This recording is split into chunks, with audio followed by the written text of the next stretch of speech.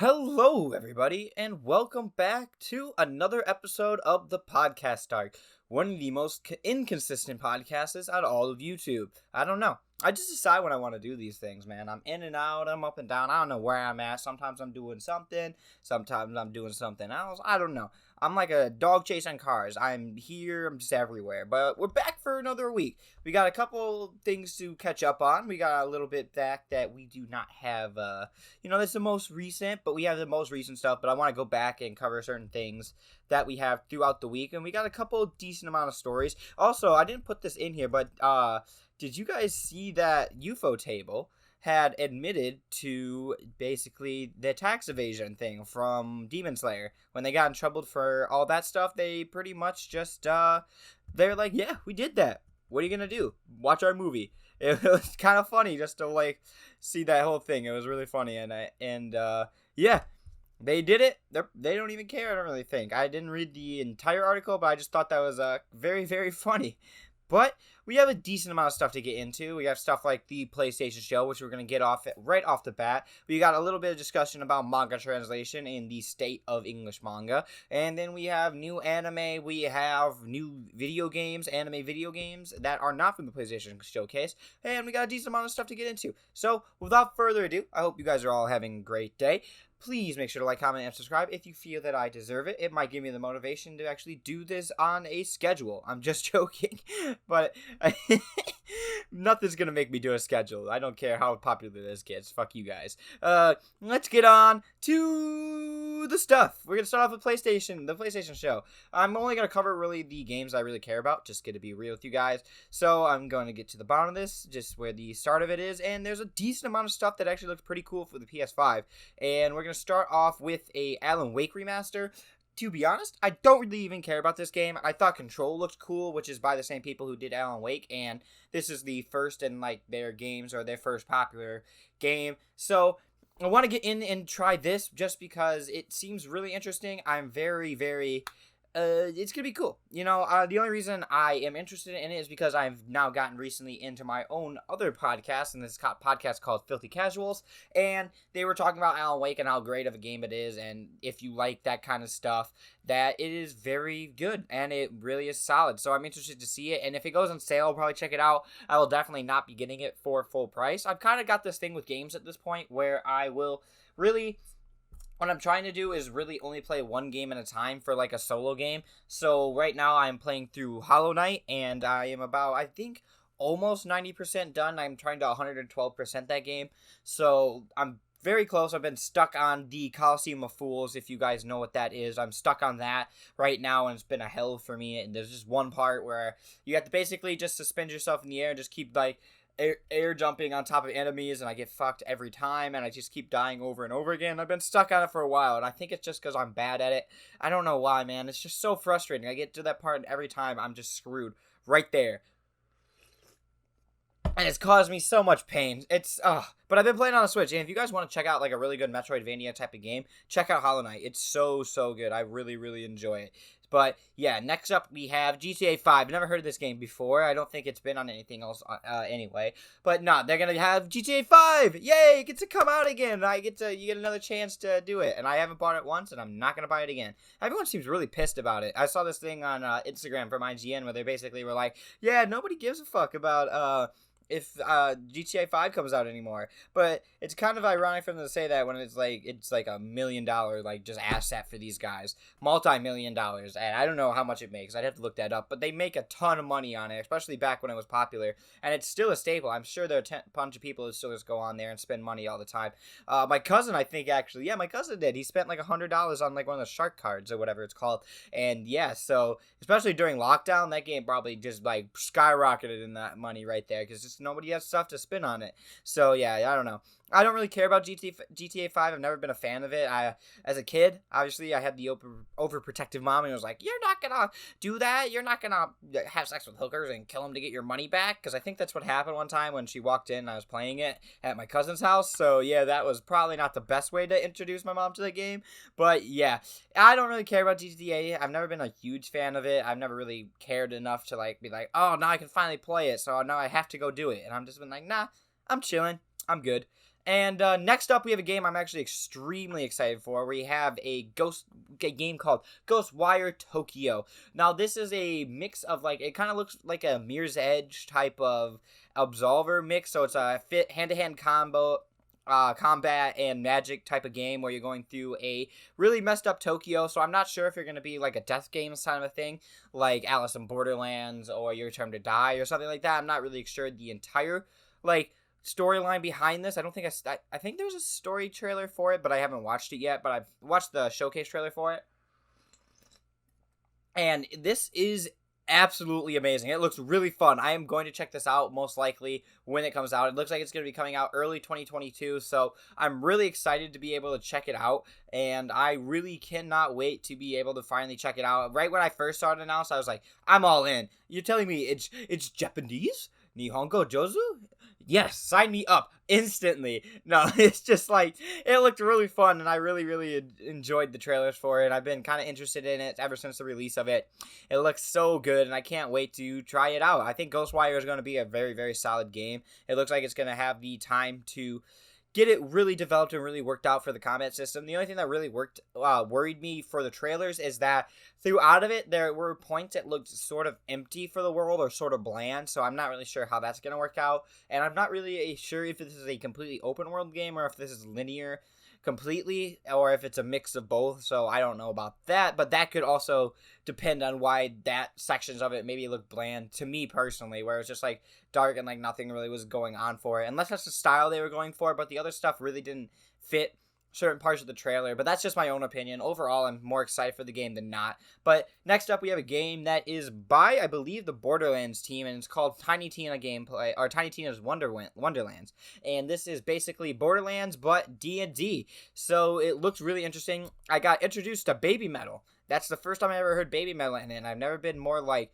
oddly confused and like happy in my life, because it was like I kind of messed with it like very hard. I was like, this is really, really dope, but at the same time it was like, I'm like, I don't know how I feel about this like baby type voice with like extremely heavy music over it. So, you know, it was I was more interested in the song than the trailer, to be honest. But Baby Metal's kind of dope, I'm not gonna lie. I learned that one out today. But next up, we have Marvel Spider-Man 2. Now, I'm personally not going to get it, but the trailer looked like really dope, and looks like you're going to be playing as Miles Morales Spider-Man and just the regular Spider-Man as like throughout the game, and then your main villain is going to be Venom. It looks very solid.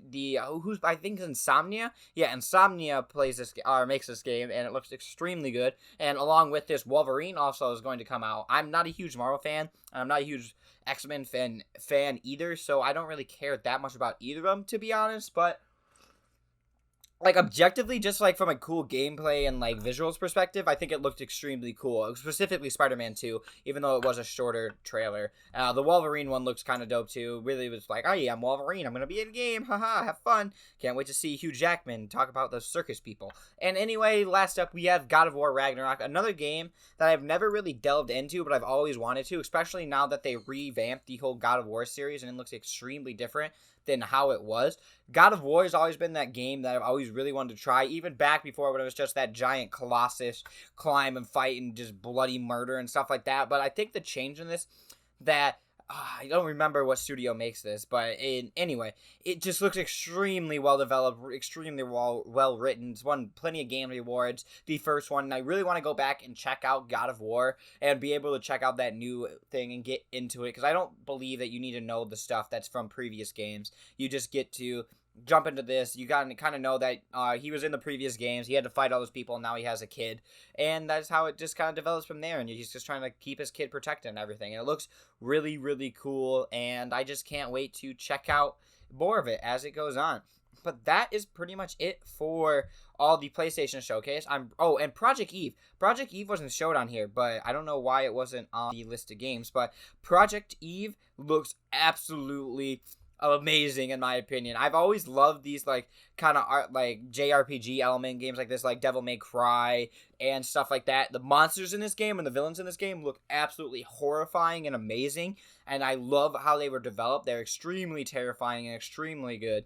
So I really, really do want to check out that one also. So that is maybe my either between Ghostwire or Project Eve. Those are the games I'm probably most looking forward to. And I've really, really loved that Project Eve looked the way it does, and it looked like it would control very tightly. It's got that Bayonetta character type model, where it's like a very sexy protagonist doing crazy stuff, but it looks like she dies in horrible ways. If you guys saw at the end of the trailer, you would just see all the death animations. You're like, holy shit, bro, this is going to be intense. But it looks extremely fun. Control, I don't know about the controls, but the gameplay looks extremely tight and extremely well choreographed, and I can't wait to see how it really turns out, especially with me getting into Hollow Knight in these harder type games where you're fighting giant monsters or like having to do these giant battles and stuff like that. I'm kind of interested in it a lot more than I probably would be usually. So yeah, it looks really, really good, and I'm excited to check it out.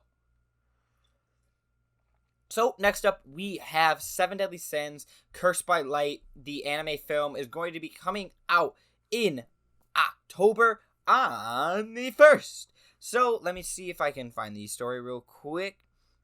Does it have? So, okay, the film features an all-new story by original manga author Nakaba Suzuki and is set after the Seven Deadly Sins Dragon Judgments anime. So, basically, it continues the story. I believe that is the anime. I think it ended. Didn't it end the original story, and now we're getting into the next, like, the sequel series that is going on. Seven Deadly Sins Dragon Judgment, the franchise new television anime series premiered in TV Joki on January 6th. Next, we're streaming it on June 28th. Sorry, I'm just reading that for myself because I am a bit confused about it. The film opened in Japan on July 2nd, so it is an original film. It's not going to be a series, and it just seems like it's going to be a continuing that. It sounds like it's canon, but it says I'm not sure if it's going to be canon, but it's by the original manga author, but it's an all new story. So I don't really know how we're going to have that fall into a canon or not kind of situation. Either way, I love Seven Deadly Sins, and I hope that they actually develop it enough now that it's a movie that we're going to get the proper kind of love that it deserves, because we all know what happened after, I believe Mappa was working on it before they left. Yeah, it was Mappa. They left, and then we had the different studio, and now we have kind of subpar, to be honest, and not really the best studio. We've had our struggles. We all know the Natsu meme, or not Natsu, Meliodas meme when he's like leaning up from his chair. Though, oh my gosh, it's horrible about horrible animation, man. It's tough. It's tough being a Seven Deadly fan these days, man. They do us dirty and they hurt us so much. But I can't wait to check it out anyway. I'm a sucker for Seven Deadly Sins. I really like the action, the fighting, and stuff like that. And I really hope that the anime will be developed a lot better than it is. So, now we are going to be jumping into another new anime that is going to be coming out in fall 2021 by Wit Studio, and that is Ranking of Kings. And the story is a web manga, and it centers around Boji, a deaf, powerless prince who cannot even wield the children's sword. As the firstborn son, he strives hard and dreams of becoming the world's greatest king. However, people mutter about him behind his back as a good-for-nothing prince, and no way he can be king. Boji is able to make his first friend ever, Kage the Shadow, a literal shadow on the ground who somehow understands Boji well. Kage is a survivor of the Kage assassination clan that was all but wiped out. No longer a killer, Kage now makes ends meet by stealing. The story follows Boji's coming of age as he meets various people in his life, starting with his fateful encounter with Kage. Now, this sounds amazing. I love slice of life, and it seems like it's going to have a lighthearted fantasy element, slice of life element for it. Now we have the Yosuke Hata, who was a One Punch Man episode director, Boogie Pop, and others, assistant director, and he is going to be directing the anime. Wit Studio is absolutely amazing. Y'all know Wit Studio from Attack on Titan, among other things, and there's going to be a very, very good time with this anime. If you guys have not seen anything about it, go check out the trailer. Trust me, it's going to be worth your time. If you like your lighthearted stuff, if you like your more story-driven drama stuff, your kind of slice of life stuff with a good, like, I would say Ghibli, Disney-esque kind of tone underneath where it has that, like, happy feeling with it. It's not completely dim and dark. So It looks really, really good, and I can't wait to check it out. The animation looks amazing. I love Wit Studio, and I love how they really went about creating this series, because it looks just really well done. It looks like they really took their time with it. You guys know how Wit Studios is, and it's developed extremely well. It's going to be exclusively on Funimation, so you got that going for you, and I can't wait to get to check it out in the fall. It's going to be absolutely amazing. And next up, for another anime, but not really an anime anymore because it's going live action, baby. Now, that is the Cowboy Bebop live action. And specifically in this one, we have the John Cho, who is going to be Spike, is worried about the inevitable comparisons. And I'm going to talk about what he said in the interview real quick, and then we can get into what my opinions is on it. So, this interview is all about me freaking out, but the amount of thought and worry and effort in the number of days I've logged thinking about Spike is now equaling the fear about the reaction, Cho said. Cho incurred an injury while filming the series in New Zealand and revealed in the interview that he tore his ACL. Dang, I know what that's like. I had to have surgery for that a couple weeks ago, and I'm going through physical therapy myself. John Cho, I understand. His physical therapy and recovery gave the actor ample time to think about the audience potential reception to his role, including his difference in age to the original character. The biggest fear that I had was I was too old. I knew we were going to have an issue with my age, and I had to get over it. I was going to look different than a 25-year-old guy. At some point, the opportunity is yes or no, do you want to do it? And I want to do it. So I wasn't going to stop myself from doing it. He also wanted to make sure the series wasn't a scene-by-scene remake either. So we have right here, I'll just do this part and then we'll get into it. I also thought that was a recipe for encouraging unflattering comparisons. How could you do it better? You can't. You have to do something a little different. So I'm interested to see what he means by he wants to do it differently, where it's not like a scene-by-scene recreation, which I, to be honest, would have rather have. I don't want, this is a remake. This is not a, revision, or I guess it's a live action version of it, but it's a remake of the original Cowboy Bebop Shinichiro Watanabe's series. So I'm a bit concerned that he's gonna go a little bit, overboard with what's happening right now. I don't really like when people with their remakes try to take creative, freedoms with it, because you're already trying to do a beloved series. You can't do better with it, which he says in the interview. So why try to do something different?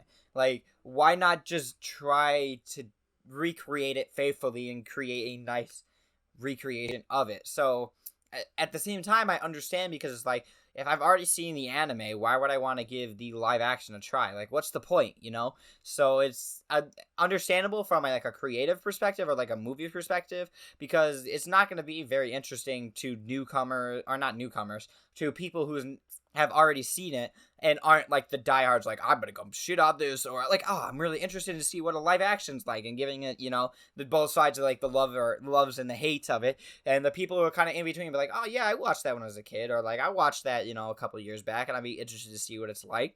And what you hear that it's oh, it's just a play-by-play, it's just the exact same thing as what the anime is, so it's oh, I don't really care then. What's the point? But you hear oh, it's gonna be kind of different. Then that that spikes it, and it piques my interest in my opinion. It makes me wonder what's gonna be different about it. What's gonna be so different about it? Are they gonna go completely off the rocker, way crazy? When he says it not scene by scene remake, means I'm assuming he's gonna faithfully go over the story for the grander picture, but I'm assuming some of the smaller scene stuff is going to be different.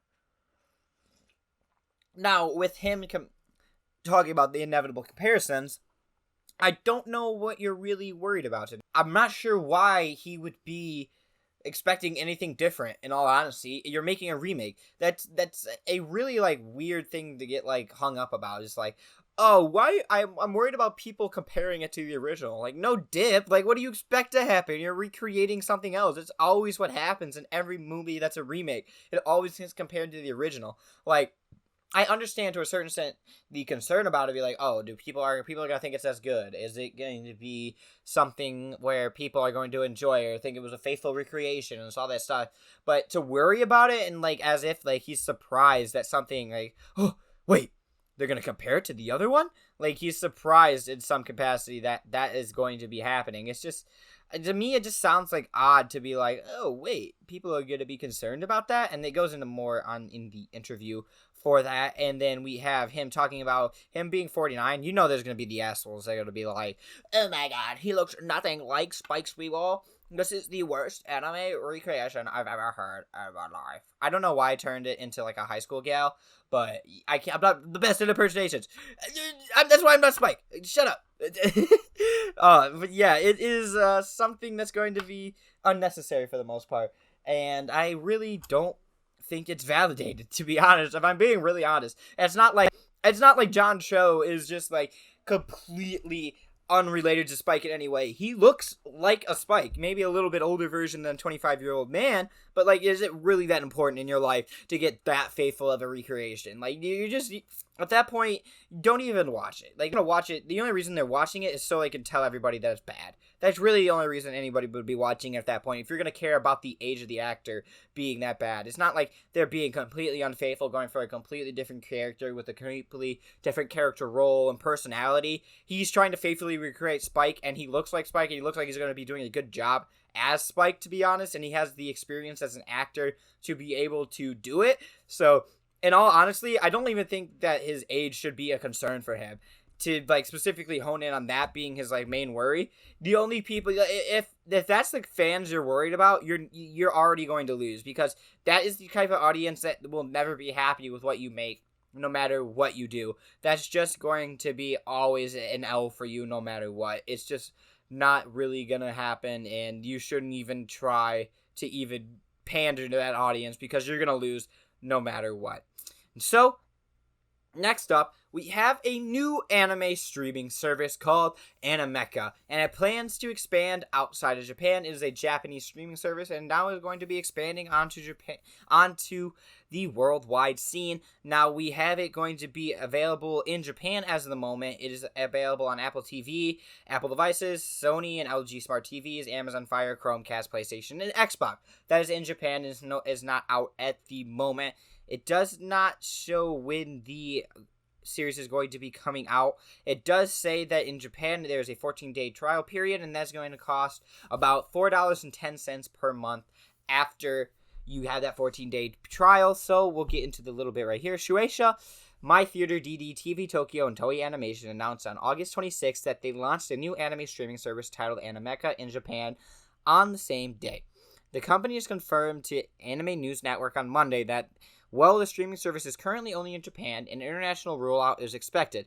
The four companies created the Animecha LLP company in April to oversee operations of the service. Now, here's the thing. Even with other companies, because I believe Toei Animation, or something like that. It was Toei or a other anime company did their own streaming services, and they were just stomped out by Crunchyroll and Funimation. And that was before Netflix was even in the game. And now that you have Funimation and Netflix just being the two giants, it's really going to be hard to pierce this kind of anime industry streaming service we have going on right now. They are not friendly to newcomers. They do not like new people. The only reason High Dive and Retro Crust are even allowed to exist, or some other streaming services that were on YouTube, I forgot what the one was called, but basically on the YouTube there's a anime streaming services that is only really old anime that never got licensed, so basically it's just in the Creative Commons type of area, and those are the only reason those ones are allowed to survive, to be honest, because Funimation and Netflix don't really care. They're not really going to do anything about it, because they're not looking for that type of audience, and they don't care. So, for Animecha, this new streaming services, I really, to be honest, I don't want to be the hater, like, cry, or just basically be like, it's just gonna die, but in my opinion, it's just going to die, but it's like, I don't want to wish it ill will, because I hope it works, because the more competition, the better, and $4.10 is pretty cheap for an anime streaming service, especially Netflix is what, I think like $12.99 at the cheapest now, for the cheapest option, and then you have, what is it, Funimation has like 3 different tiers, I don't remember them all right now, but they range from like $6 to $12 also, or something like that, and So a really cheap, affordable streaming service right now would be kind of nice. And it has Shueisha, Shonen Jump. Shueisha is Shonen Jump. Toei Animation, One Piece, that kind of stuff. TV Tokyo, extremely popular. And I'm not sure who my theater DD is. But basically, in the picture, it shows Demon Slayer, World Trigger, My Hero Academia. And I think that is Dragon Quest?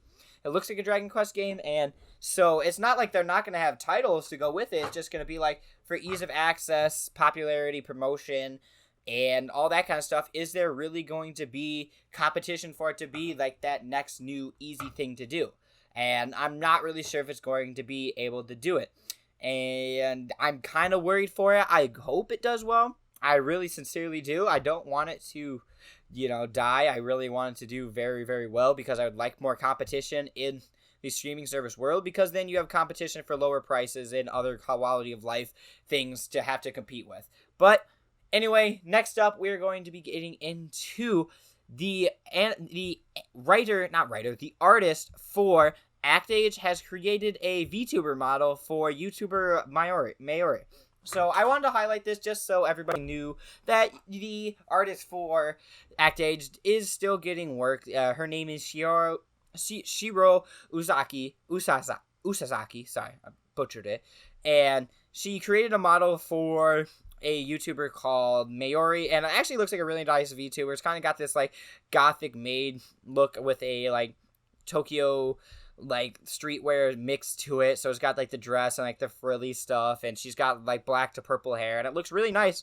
And I think it really is nice to be able to see it and see that she is still able to get work and is able to push forward despite all the bad stuff that she had to deal with, which is completely not her fault and shouldn't hold her back as an artist at all. And I really hope that she ends up back in Shonen Jump because I loved her art, and I can't wait to be able to finally get to see how she ends up developing her manga skills, or if she ever even comes back to manga. But I just wanted to let everybody know that she hasn't lost all her stuff. She's not lost everything and been just completely screwed over by somebody else. She is still trucking on and still able to keep going for it. So next up, we have something a little bit different, and that is a new mobile app called World Trigger. Now, World Trigger is basically like Space Cadet Pinball on Windows 98. You play as an anime character who doesn't really know who he is, and he is joined by someone, I can't remember her name, but anime girl, the waifu type, and they're in the kind of this area in the world where they get to view every other universe or world that is inside the universe, or whatever you want to call it, where all these other worlds and timelines are going on, kind of like the multiverse in Marvel. Even they just explain even less of it. And basically, as they're there one day, a hero from a land just gets sucked into the world who was changed into like this cat creature, and they are called to go on an adventure to save it. And as this goes on, right when you get into the first world, you end up in the wrong world. So it seems you're going to be doing a lot of world hopping, and you're going to be keep going on these progressions to get to a world flipper, which is basically the teleportation device to allow you to go into different worlds, and you just progress on that. You got the gacha type system for it. It is actually very well done. It has that Rocket Slime DS like Dragon Quest pixel art style, which is it's very well done. I really like the music. I absolutely adore the music. I think the characters are fun. I really am enjoying the story, although very, very simple. It's just stupid and fun for a mobile game. I don't expect it to do anything like change the world or have some really reinventive story that just completely changes my mind about society, but it does a solid job at what it's supposed to do, and what it does is absolutely amazing. The pinball controls work so well. You basically you get into a pinball type machine location. Each are different depending on the level that you're on, and you have to defeat enemies and stuff like that. And as it goes on, you power up your stuff. There's different like ultra powers and stuff like that you could get by charging up your meters and stuff like that. Then you have an ultimate that you can do if you charge up your flippers, and you go and fight different bosses while using the pinball mechanic, where basically your characters are a pinball, and you get to have a team of 3, and they go around, they knock into enemies and destroy enemies. You can tap to like shoot them at enemies without needing to have your flipper hit it, and you just go through and kill enemies that way, and you get to go have your beautiful gacha systems. Oh, I love gacha. I hate gacha. It takes all my money. I love it so so much. It's so much fun to get the gacha pulls, and you get a 5-star. Basically, just creep in your pants and blow up. It's so fun. I really enjoy it. I don't know why. I was playing Space Cat Pinball on my phone recently just because for some reason I was like, yeah, this seems like a fun idea to do, and I just was loving it, and all of a sudden I saw on Google Play, because instead of like going on Twitter or Instagram or Snapchat and just scrolling through, I decided to go on the Google Play Store, and I scroll through that like it's my social media app, and I just look through all the new games and new apps and stuff like that, just because it interests me, and I found it one day, and there it is, and I haven't looked back since. It's a lot of fun. If you guys were like, it came out very recently, only like 2 weeks ago or something like that. It's very new. It's very well developed. It's very good. It seems like it's going to have a very vast and long gameplay type style, really long story game, and I can't wait to check it out more. Now, next up, we have another video game from my beloved manga series, in my opinion. One of the best slice of life and one of the most relaxing mangas of all time. And that is Yuru Camp, or Laid Back Camp, Have a Nice Day. Basically, it has its theme song introduced. I just wanted to cover it because I love Laid Back Camp, and I want to play this game. It's going to come out on PlayStation 4 and the Switch on November 11th. I don't know if that's worldwide or if that's Japan only, but I am so excited to see this. It's going to be a visual novel type game where you go on and you go through the adventures of Ren and Nadeshiko, Aoi, and all the other friends, and you get to go on their camping adventures, and I can't wait to do it. I love it so freaking much, dude. Like, I gawk over it, man. The idea of being able to play the world of Laid Back Camp gets me so pumped and excited, if you can't tell. Like, I'm genuinely really excited for a fucking camping game. Like, it's so stupid to say, but I am, like, not even, like, completely 100% serious that I cannot wait to be able to check this out and be able to play this game. I'm so freaking hyped for it. It looks like it's gonna be so much fun, and I don't even care if I'm gonna get shamed for wanting to play this game. But next up, we have the Death Note Platinum in artist Takashi Opasa and novelist Akanari Asakura launch a manga about aspiring comedians. It's going to be on Showa Shoten on October 4th. Now, let me go down to the description. Does it really have anything more about it, or does it just say that it basically is about that? So, no, it does not. Basically, it just centers around a comedian duo that want to get good in the comedy world. So, the manga will launch on October 4th. The manga centers around a high school student who sends material to programs and a former child actor. The two team up to become an aspiring comedian duo. I can't wait to see it. It looks like it's going to be fun. I really liked Bakuman, and I think that was a really well drawn and written story to be able to learn about the Shonen Jump world, although I'm very disappointed in how the ending was. I hated that the character, I'm not going to spoil it, but the whole goal of it and how it ended was just so lackluster and quick. There could have been a whole other scene I had played out in my mind that would have ended it so much better, but you know, it is what it is. This seems like it's going to be really good. I'm excited to see if it's going to be like an in-depth thing like Bakuman and really explain like the comedian worlds and how all that works. So I'm excited for it overall. I'm going to be checking that out when we're able to read it in English, because I'm sure it's going to be coming out in English. And I don't believe this is going to be by the person who did Death Note and Bakuman, the writer. It's not going to be the same person. No, Oba is not going to be the same person. It is going to be a different writer. But I don't know if that necessarily is going to be bad. I've never heard of the writer, so it's a bit interesting to see how that's going to turn out. But overall, I'm excited for it. I can't wait to check it out. Loved Bakuman. Can't wait to check out how the comedian manga is going to work. Next up, we have Comikey releases 4 Hakushina manga in English this month. So there are 4 new manga that is going to be coming out this month. Asobi Asobase. We have Panagia's Territory. We have Castration Rebirth. I didn't read that one. In my mind, I did not remember that would be on there. We're gonna go back into that. And then last up we have It Takes More Than a Pretty Face to Fall in Love. So that's gonna be kind of the shoujo one. We'll start off with It Takes More Than a Pretty Face to give you guys a summary for it. Sana Chicken loves good-looking guys more than anything. After enrolling at Minawa General High School and high hopes of meeting her ideal man, she finds Udo Kanato, a man blessed with looks from gods himself. However, she quickly finds herself in a predicament. Due to skipping too many classes, Udo is set to be expelled unless she can help leverage his good looks and get the school's social media account to, 100,000 followers. Sana's Dreamboat will disappear from her life forever. The story follows the pair and their changed relationship as they try to prevent Udo's expulsion. Wow, I did not know that's what that was about. I didn't care before, but that's fucking stupid as shit. Sorry, I just think it's, man, it just sounds... Why is that a predicament for a school? Like, seriously, are we for real saying that a school is willing to, like, save face or risk face to be able to get 100,000 followers on social media? Then again, I'm willing to risk face for 100,000 followers on social media. So, touches, high school, wherever that man goes, but it sounds really stupid, in my opinion. It's kind of a funny concept. The stupid equals funny, and it kind of seems a little bit interesting. Next up, we're going to get into castration rebirth, because I'm very interested in what that means. Is that dude's balls getting chopped off? So, let's get into this.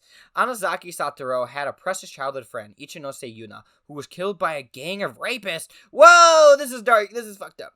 Blinded by rage and thirst for revenge, Satoru gruesomely murdered 15 rapists and cut off their genitals. There's a castration, for which he was sentenced to capital punishment. After his death, Satoru regained consciousness in another world where all men had become mindless beasts. Finding himself lost in the world, he meets some of the struggling survivors fighting the horde's beasts.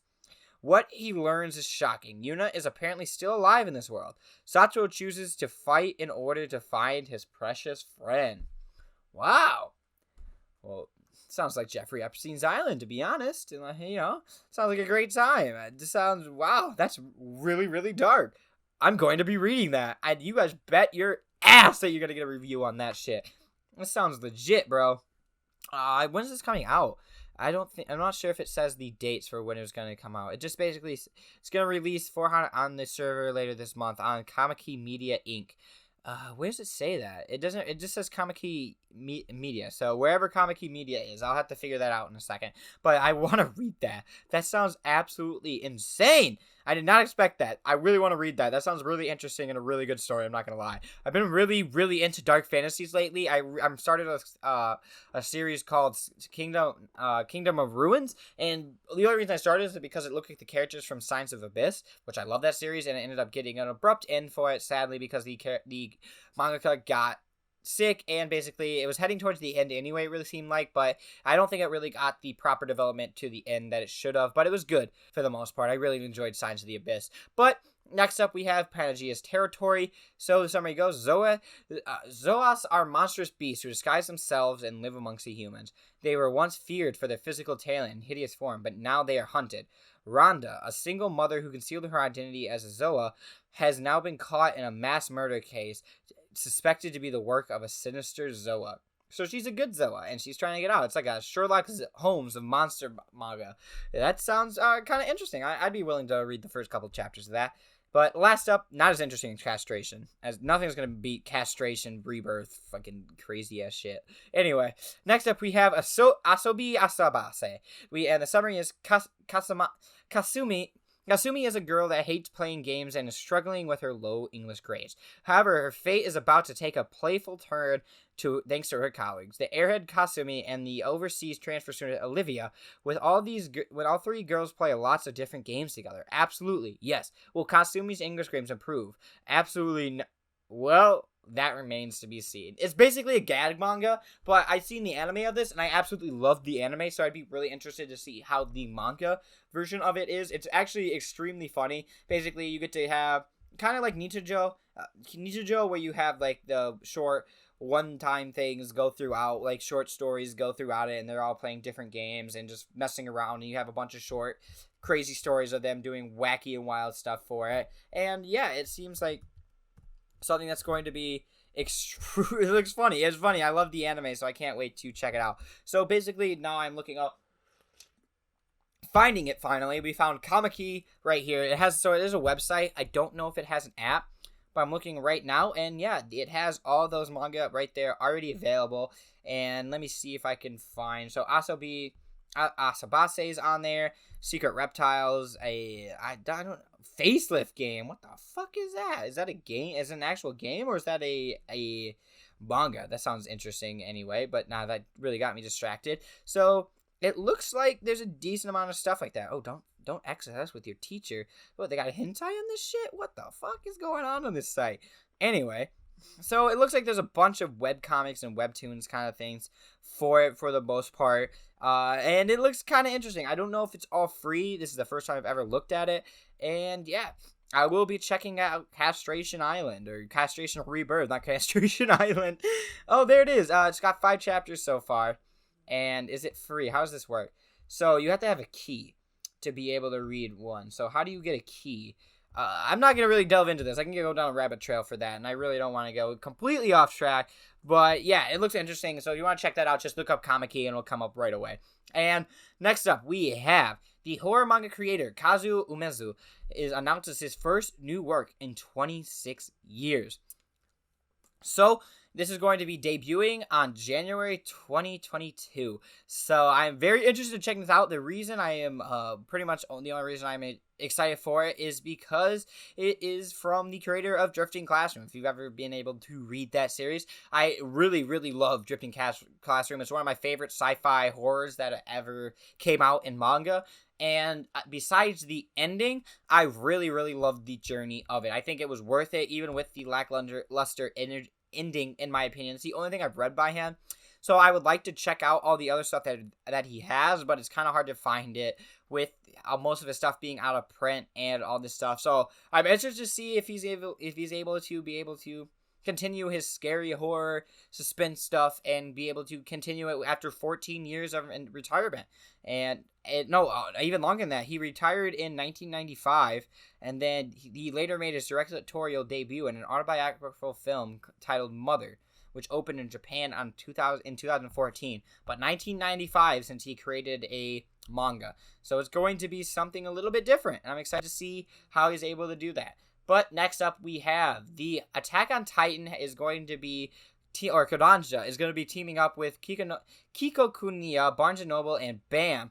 And that is Books A Million, I believe is the full name of that. And they're going to release exclusive editions for the final volume of Attack on Titan. So basically, if you thought the Chainsaw Man shortage and expensive manga was a bad idea and expensive for this kind of stuff, just wait until we get the really ultimate covers. So Books A Million is going to have a cover variant with limited quantity. Limited quantity means very high price on eBay.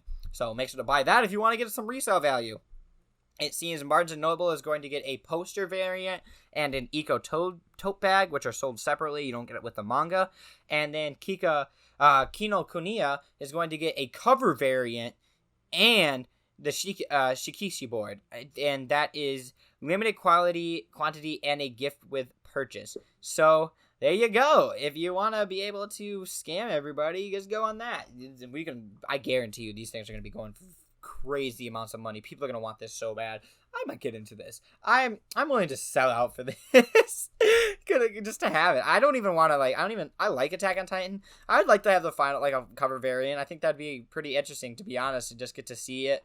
I would definitely go for the not Books A Million, the Kino Kuniya one, because I just like that one better, and also you get more stuff with it. So it's going to be coming out on October 19th, 2021. And it's going to be insane. So have fun, Attack on Titan fans. If you really want that final volume, be ready to pay an arm and a leg or to kill a small amount of weebs to be able to get to it. Because I guarantee you, there's going to be a bloodbath when these things show up. Because people are going to want them fucking bad, bro. I mean, I like Attack on Titan. I really do. It's not my favorite thing of all time. And I don't view it as highly as everybody else does. But nevertheless, I want it, and I don't even like it like that, and I don't even have any of the manga, so you already know people are going to be salivating and ready to kill on sight. The second they see somebody with that stuff, that's going to be crazy.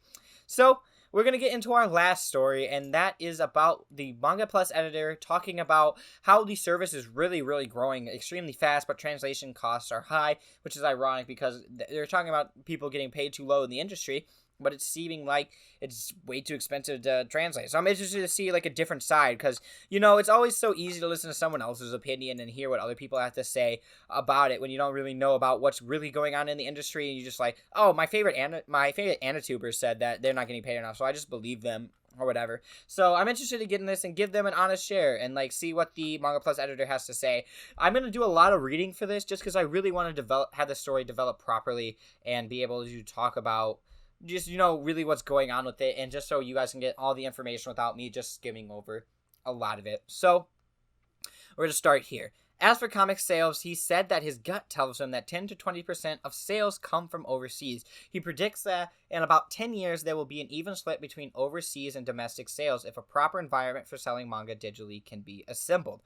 Although the Manga Plus service includes ads, he explained that the priority is making a manga's official version as easily accessible as possible, rather than monetizing the platform. He said that the advantage of Manga Plus as a simultaneous distribution service is not that only does it preempt piracy, it closes the time gap between domestic and overseas reception. Because the overseas license for screen adaptations are currently very lucrative, the popularity of a manga on Manga Plus is now a factor in determining whether the series gets an anime adaptation.